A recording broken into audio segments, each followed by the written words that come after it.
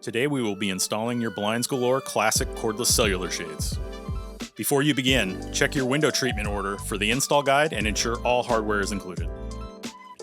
Also, confirm your shades fit properly by holding them up to the window frame and checking measurement accuracy.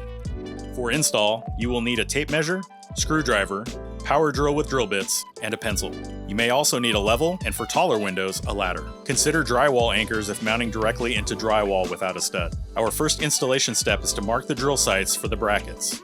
For cellular shades, we recommend mounting brackets about 3 inches in from each side of your window. Drill the marked points and screw in the brackets. Next, align the front of the shade with the bracket and push the back up, snapping into place. Hearing the click ensures the shade is locked into place. Finally, test your shades by raising and lowering slowly to ensure even movement, and checking for proper tension by stopping it mid-window.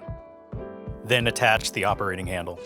Our cellular shades are available in a variety of colors, cell styles, and pleat sizes, giving you flexible options to achieve the look, light control, and insulation you want in your space. From measuring to installing, we're here to help you every step of the way. Find us at blindsgalore.com.